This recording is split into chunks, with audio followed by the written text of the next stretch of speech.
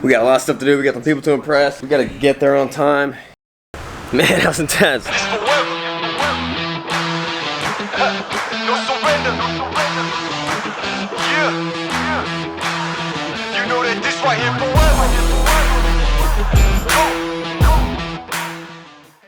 What's up, guys? I'm sure you might be wondering, what am I doing at the shop at, what time is it, 8 o'clock at night? I don't know. A couple things are going on.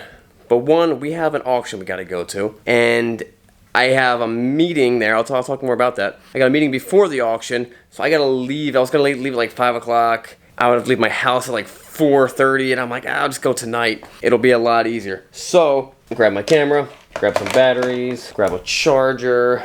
We'll go grab the trailer. I'll tell you about that. We gotta grab the trailer. We still have that bike on the trailer from like last week's video. So, we gotta take that off first. All right, so I got the van loaded up. I got my new jump box. I'll show you that thing. I had to wrangle up some leftover tank straps. Grab a couple out of the new boxes. They're all in the other van. The trailer all loaded up. Let's go back in the shop. Let's turn off all the lights, lock all the doors, and then before I leave, I want to fill you guys in on what the game plan is today. Ooh, look at that full moon. No, it's not a full moon. You can look at it anyway though. So here's what's going on. I spent most of Saturday and half of today putting prices on all the bikes off of one dealership. They're looking at getting out of the motorcycle business. They sell all their stuff, and they got about 70 bikes. They were like, hey, make me an offer on the whole thing. Now, the tough thing about it is, this is the time where auction values are getting much cheaper because it's coming out of the season. Good thing for us, we're still selling tons and tons of bikes because we ship bikes all over the country, and we sell them at really good prices. So I told the guy, I was like, listen, I'm happy to put numbers on these bikes, but I gotta compare them to what I'm gonna buy the same bike at the auction for. I put numbers on the bikes, it was somewhere around the tune of like $250,000. I gave them the number, they didn't like it. So then I kind of went back and I was like, all right, here's I think 19 or 18 bikes and I'm really excited about. Here's a number for just these bikes. We'll see what happens. But I can't wait to figure out what they're gonna do. I'm also talking, so we have an auction coming up tomorrow, and I wanted to talk to some of the executives. We've kind of made a splash, or they've noticed that we've been coming to the auction because we've been buying a lot of bikes. We've been spending a decent amount of money, and executives higher up are kind of noticing stuff. If you ever want to get noticed, go spend a lot of money. So that's what's happening. So I'm gonna have to meet with some of these people and see what else we can do. How other ways we can work when it comes to logistics, or how to make buying bikes from them easier, or just whatever. I'm gonna throw out some ideas. Hopefully they're gonna throw out some ideas, and hopefully we're gonna make it easier for you guys to buy more bikes and to buy the bikes that you guys want. I gotta get some food, grab some drinks on the way. Let's do it. Come on.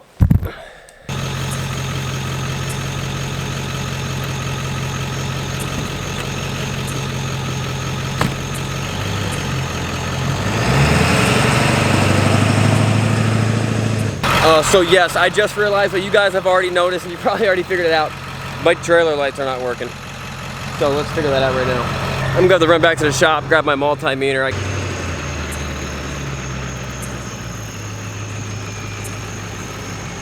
Alright, so some of the lights are working. The four-way flashers are working, that means the turn signals are working.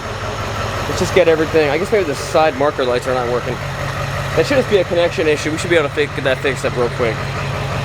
Alright, so this right here should be all the things we need. Electrical cleaner, screwdriver, multimeter.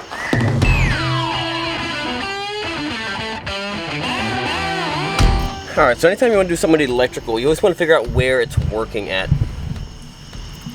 This connects to the trailer thing. I'm getting power. I'm getting the running lights, turn signals, everything from this, but it's not getting up here. So the issue is going to be somewhere between here and here.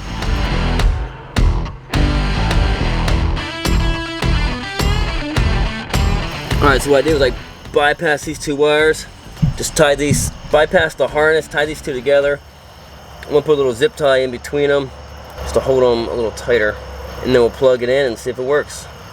Moment of truth. Haha! Alright. And now we are that much safer. Alright, guys.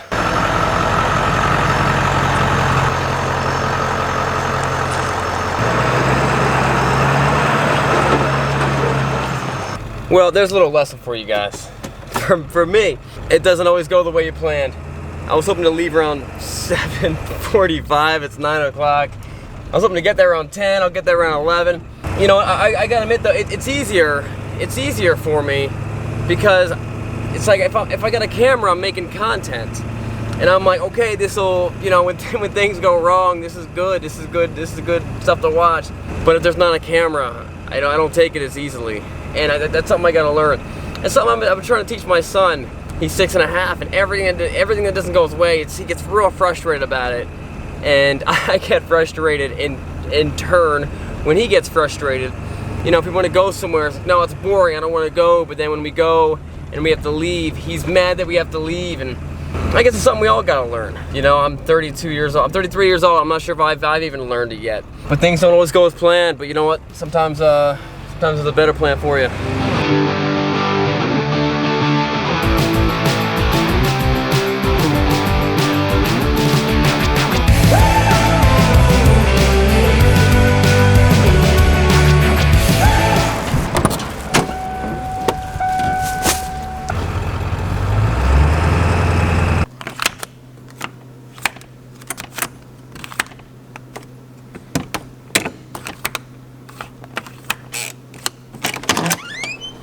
Alright, made it to the hotel. I don't know why I keep on staying at these hotels. You walk in the front door, it smells like smoke, like it's been soaking in smoke. This room smells like it's wet. It smells like it's been underwater for the past 3 months, and they're just sort of drying it off. Nothing feels wet. Carpet feels wet. Well, this is my home for the next couple hours. Tomorrow, we got a big day, big meeting, going to the auction to buy a lot of bikes. We'll see you then.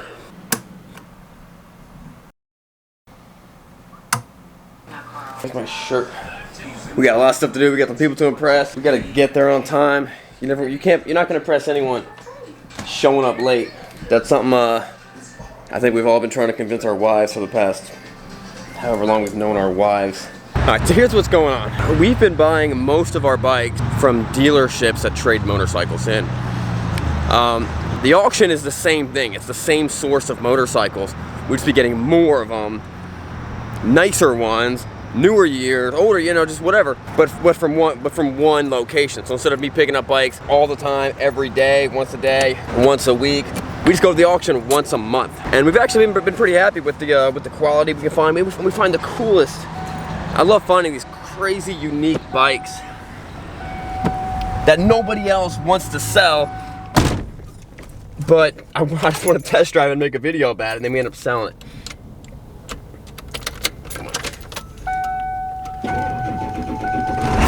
Alright. So, my proposal to the auction is going to be help make this easier for us. Help make the logistics easier for us. Help make buying bikes, maybe extend us some credit. You know what I mean? Figure out ways that we can help make buying bikes easier. We spend a lot of money. The last couple times I was there, I bought a lot more bikes than anyone else did, or that I know of. We can really step it up. And then also, wow, there's a couple cool ideas I have, and hopefully they've got some cool ideas. I got, ooh, look.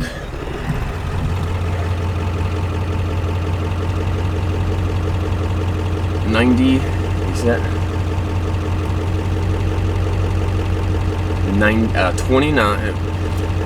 296,500 miles. I also want to get permission to film inside the auction, because I think that'd be some fun, interesting stuff. You guys can actually watch me buy these bikes. That sounds like a blast. So, we gotta put on the charm. I don't have any charm. We gotta put on the charm, make some friends, be nice, and then we gotta spend a bunch of money to show them that, hey, we're the real deal. I won't be able to film once I get there unless they give me permission. But it's gonna be an intense day. All right, let's do it. Let's get to work.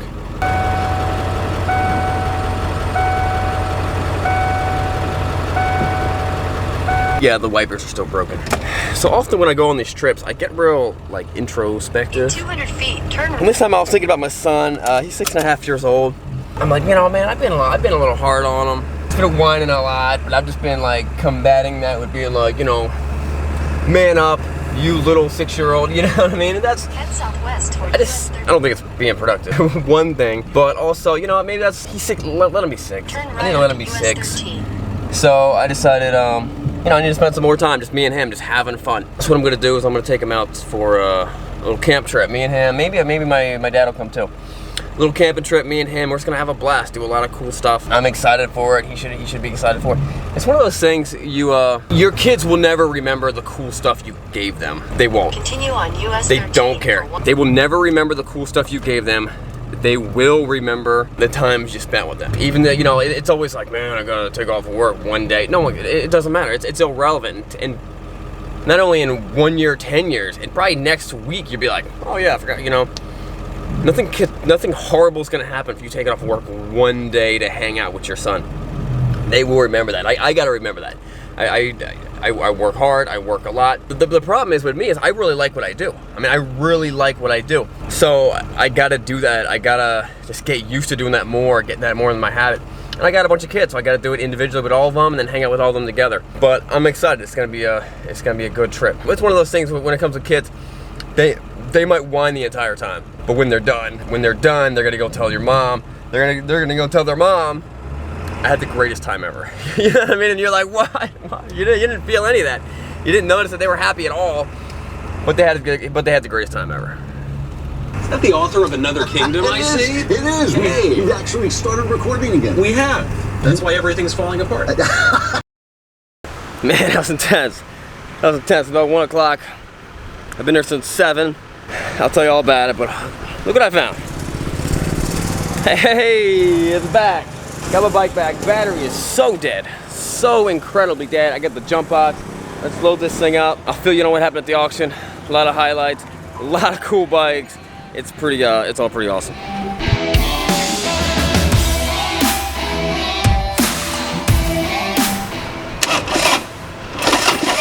Come on. Come on! There we go! Come on, let's do it!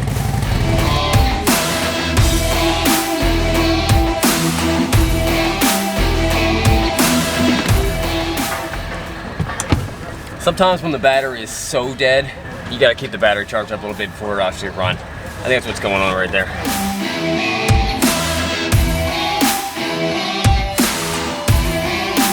Two straps, we're good. Beautiful bike. You know what I should do? Tan, you know, like a cow. Oh, I should take that off. It's not really connected. I should get like a cattle, like a brown seat. All right, so we just got done, and we bought maybe 35 bikes. Missed out on a bunch. Bought a lot of good ones. I'm pretty excited about it. And then the meeting this morning went well. I had a lot of ideas. They were all shot down. One was like, at first it was shot down. Then we talked about it again. So maybe. The one thing I really wanted to do was to film inside the place. They were like, yeah, we can't really film, but if no one catches you, then it's okay. Maybe, that's kind of what they said, I don't know. So we'll see how that goes. Bought a lot of awesome bikes. Some of the two that I didn't buy that I kind of wished I did. Every auction there's a few bikes where I'm like, I don't care what it does, I'm gonna buy that bike. There's a B-King, a really beat up 19,000 mile B-King with like, yeah, okay, 19,000 miles. And I was like, all right, I'll get that. That'd be cheap. 2,000 bucks. I'll make 2,000 bucks, maybe, right? Maybe I can make money on it for 2,000 bucks. Maybe I'll fix it up. It sold for $4,700, which is crazy. Another bike I was thinking, I'm like, oh, let's do cheap. It was this 2009 Suzuki Hayabusa. Had this crazy, like, $10,000, like, aliens exist UFO.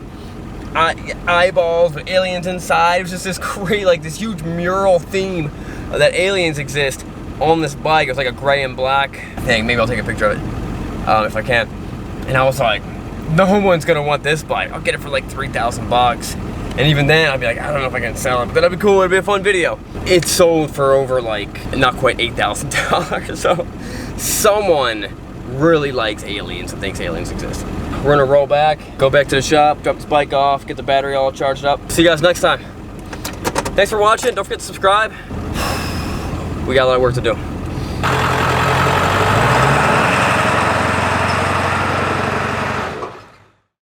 Yeah, that's chocolate. No, it's not. Yeah, that's chocolate. No, really? Hey, you. Hey, don't you that. That's it.